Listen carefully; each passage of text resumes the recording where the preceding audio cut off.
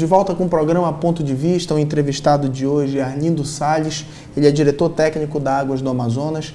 Nós estamos falando sobre água, as maiores dificuldades que a Águas do Amazonas tem e algumas reclamações comuns da população amazonense. Uma dessas reclamações é a situação do esgoto. Muitas pessoas dizem, mas a Águas do Amazonas acaba cobrando esgoto numa parte de uma cidade que não tem. O que está acontecendo nessas situações? Na verdade, como operador, nós só podemos cobrar pela prestação de serviço quando nós prestamos o serviço. Então, nós só cobramos de quem realmente nós estamos tirando aquele esgoto da residência, efetivamente. Se alguma pessoa tem dúvida com relação a isso, é só nos procurar ou procurar a própria agência reguladora. Todas as áreas que têm coleta de esgoto e tratamento são mapeadas pela agência reguladora. Há uma dúvida, às vezes, na fatura de água, que fala conta de saneamento, mas, na verdade, está lá caracterizado quando o abastecimento, o faturamento é só de água e quando o faturamento é só com esgotamento sanitário. Isso porque quando vem água só tem escrito normal e quando vem água e esgoto tem escrito ligado nos dois. Isso mesmo. Então, as pessoas têm que observar ali a sua conta e observar se está ligado a água, ligado a esgoto. Às vezes está ligado a água factível, esgoto, que a gente chama, que não é potencial, não existe rede coletora de esgoto naquela área. Às vezes existe a rede coletora, mas aquela pessoa não está ligada. Por algum motivo, ela tem um sistema individual que é danoso até para o sistema todo de urbanização de uma cidade. O esgotamento sanitário é um grande desafio que nós vamos ter que vencer a partir de agora.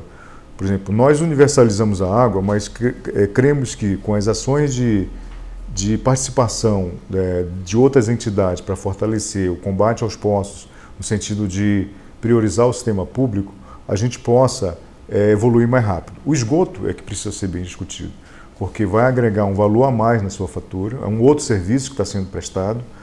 Nós temos aí todas as margens dos igarapés obstruídas, que impede a execução física das grandes adutoras de esgoto que vão levar o esgoto para as estações de tratamento. Precisa ter um cronograma compartilhado com o poder público, no sentido de liberar as margens dos igarapés para que sejam implantados os grandes interceptores para coletar. Manaus tem uma característica muito interessante. Todas as bacias correm para o centro da cidade. Se pegar a bacia do Mindu, ela começa no Jorge Teixeira e vai no São Raimundo. A bacia do 40, ela começa no Zumbi e vai para o Educandos. A bacia do Tarumã começa na Cidade Nova, vai lá na Ponta Negra. Então, todas as grandes bacias, elas trazem toda a declividade delas para o centro da cidade. E a gente precisa que as margens dos igarapés estejam desobstruídas para que a gente possa implantar as grandes linhas de esgoto para ir levar para a estação de tratamento e fazer o descarte corretamente no Rio Negro. Muitas pessoas falavam que os canos que existiam em Manaus ainda eram os canos dos ingleses e não houve essa modificação. Isso é verdade ou não? Existe uma grande parte da rede de coletora dos ingleses, para você ver uma situação interessante. Você falou dos ingleses.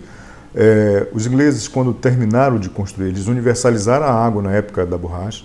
Eles fizeram a melhor estação de tratamento da América do Sul naquela época, a primeira estação a ter cloro, uma das estações mais modernas da América do Sul naquele momento, e começaram a fazer o esgotamento sanitário. Quando terminaram de fazer o esgotamento sanitário, grandes discussões foram debatidas pelos legisladores na época e fizeram com que os ingleses fossem expulsos da cidade de Manaus quando eles iam operar o sistema de esgoto.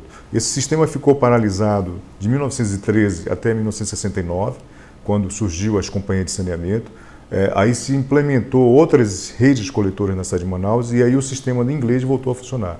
O sistema de inglês era muito interessante. Depois dos anos 70, surgiram vários conjuntos habitacionais na cidade de Manaus, como a Cidade Nova, Tocantins, Jornalista, Eldorado, todos esses já concebidos com rede coletora de esgoto e com estações de tratamento associados. Foi implantado em 96 e rede de esgoto na área do Educandos, Morro, Betanha, São Lázaro e Lagoa Verde, e agora nós estamos aí com o Prosamin fazendo a expansão de rede ali na área da Praça 14, Cachoeirinha. Então é um grande desafio ainda muito grande. Manaus ainda tem um grande trabalho a fazer no esgotamento sanitário. Que é o grande problema da nossa cidade ainda. E como é que está temos o programa Água para Manaus. Como é que está o desenvolvimento do programa? O programa, pelas informações, nossa empresa vem acompanhando, nós temos um convênio de cooperação técnica com a CEMINF, que é a CEINF, que é a Secretaria de Infraestrutura do Estado. O programa teve alguns atrasos em consequência de alguns acidentes que houveram na obra, uma balsa bateu na captação. Ele está em fase agora de finalização das obras civis, da parte elétrica, de automação. Uma obra que requer ainda muito cuidado na sua partida. Eu imagino que demora de 2 a 3 meses para ajustar a operação desse sistema. Eu imagino que essa obra bem operada, bem estruturada, vai trazer muita qualidade de vida para a população da Zona Norte e Zona Leste. É um bom projeto, é um projeto que vai agregar populações futuras. Manaus vai ser uma cidade, uma das únicas cidades brasileiras, que vai ter fonte de produção de água e tratamento para um horizonte de 30 anos, né? A produção de água que vai estar sendo montada hoje na cidade de Manaus, ela atende uma população que vai estar aqui em Manaus daqui a 30 anos. Ou seja, a água está trabalhando para buscar um serviço não só para hoje, mas para o futuro. Falando um pouquinho também de conta de água, não temos mais muito tempo, gostaria de falar um pouquinho mais sobre isso, mas muitas pessoas reclamam sobre o valor das suas contas, que acaba vindo muito alto. Eu consumi só X e a minha fatura veio Y. O que ocasiona esse erro de fatura, ou na verdade o excesso, ou pode ter sido o erro também da pessoa, ou uma água que estava vazando, mas quais os principais motivos que ocasionam essas reclamações? A estrutura tarifária nossa ela é subsídio cruzado, né? De 0 a 10 você tem um valor, R$2, de 10 a 20 outro valor, de 20 a 30 outro valor. A faixa de 10 metros cúbicos ela é subsidiada. A água não custa R$2, ela custa muito mais, se você considerar todo o processo de energia, produto químico e tudo mais. E é importante que a população ela observe o seu consumo para poder baixar essa tarifa. Às vezes ela entra num valor muito grande por estar fora.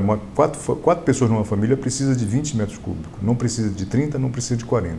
Então ela tem que olhar a sua fatura e verificar quanto consome para poder ter uma conta de tarifa de água barata. Uma leitura correta, na verdade. Uma leitura correta. Ok, muito obrigado pela entrevista de hoje. Muito obrigado. Agora você fica com a música da banda Soda Billy. Um abraço e até amanhã.